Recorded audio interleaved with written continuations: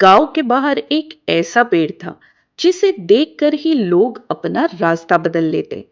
एक बरगद का पेड़ जिसके बारे में कहा जाता था कि वो सिर्फ पेड़ नहीं है बल्कि एक राज है। एक ऐसी जगह जहां वक्त रुक जाता है और सच्चाइयां जिंदा हो जाती हैं। दिन के वक्त ये पेड़ बिल्कुल आम लगता था। बच्चे इसके आसपास खेलते, गाय भैंसे इसकी छांव में आराम करती और बुजुर्ग लोग यही बैठकर पुरानी कहानियां सुनते। लेकिन जैसे ही सूरज ढलता, माहौल बदल जाता। हवा ठंडी नहीं, सर्दी वाली हो जाती, जैसे किसी ने आसपास की हवा से जान निकाल ली हो। लोग कहते थे रात के बाद उस पेड़ के पास मत जाना, वरना तुम वापस नहीं आओगे, या अगर आओगे तो वैसे नहीं रहोगे। ये कहानी है रवि की, एक शहर का लड़का जो अपनी छुट्टियां बिताने अपने दादा दादी के गांव आया था। रवि मॉडर्न सोच का लड़का था। उसे भूत प्रेत, आत्मा या किसी भी तरह की पैरानॉर्मल बातों पर विश्वास नहीं था। उसके लिए ये सब सिर्फ कहानियां थी, लोगों को डराने के लिए बनाई हुई। एक शाम रवि अपने दोस्तों के साथ गांव के चौराहे पर बैठा था। तभी किसी ने मजाक में बोला, तू इतना ही हिम्मत वाला है तो रात के 12 बजे बरगद के पेड़ के पास जाके दिखा। सब हंसने लगे, लेकिन रवि ने चैलेंज एक्सेप्ट कर लिया। उसने कहा, मैं कल रात जाऊंगा और साबित कर दूंगा कि ये सब सिर्फ बकवास है। लेकिन उसने ये नहीं जाना कि कुछ सच्चाइयां सिर्फ तब समझ आती है जब तुम उन्हें जीते हो। अगली रात रवि अकेले ही उस बरगद के पेड़ की तरफ बढ़ने लगा। रात का समय था, आसपास पूरी तरह से सन्नाटा था। सिर्फ झिंगुरों की आवाज और दूर कहीं कुत्ते के भौंकने की हल्की सी गूंज। जैसे ही रवि पेड़ के पास पहुंचा, उसे एक अजीब सी फीलिंग आई, जैसे कोई उसे देख रहा हो। पेड़ की लंबी लंबी जड़ें हवा में हिल रही थी और उसकी परछाई जमीन पर किसी हाथ की तरह लग रही थी।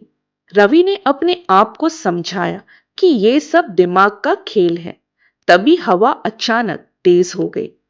पेड़ की जड़ें जोर से हिलने लगी और एक आवाज आई, जैसे कोई धीरे से उसका नाम ले रहा हो, रवि। रवि एक पल के लिए जम गया। उसने पीछे मुड़कर देखा तो कोई नहीं था, लेकिन जब उसने दोबारा पेड़ की तरफ देखा तो उसकी आंखें खुल गईं। पेड़ की जड़ों के बीच एक सफेद साया खड़ा था। वो साया धीरे धीरे उसकी तरफ बढ़ने लगा।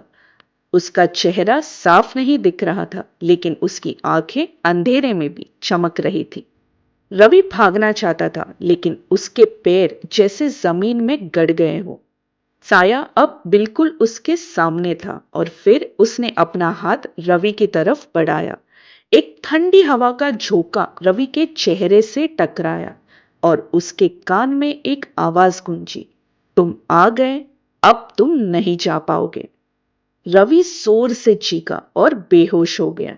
अगली सुबह गांव के लोगों ने रवि को पेड़ के नीचे पड़ा हुआ पाया। उसकी आंखें खुली ही थी, लेकिन वो बिल्कुल चुप था। ना वो बोल रहा था, ना किसी को पहचान रहा था।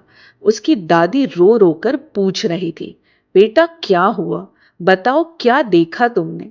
लेकिन रवि सिर्फ एक ही बात बार बार बोल रहा था, वो अब भी वही है और अब वो अकेले नहीं है। गांव के सबसे बुजुर्ग आदमी ने सच बताया। सालों पहले एक औरत थी जिसका नाम मीरा था।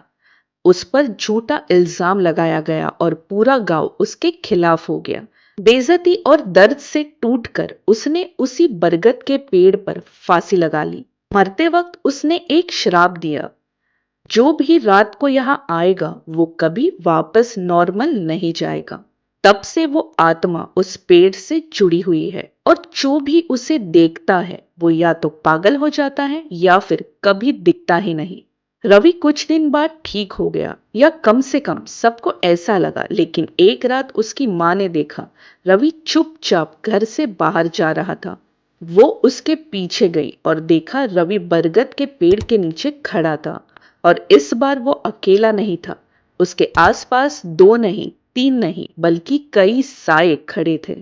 और रवि धीरे से मुस्कुरा रहा था। और कह रहा था, अब हम सब यहाँ हैं। अगर तुम कभी किसी पुराने बरगद के पेड़ के पास जाओ और हवा अचानक ठंडी हो जाए, तो समझ जाना तुम अकेले नहीं हो।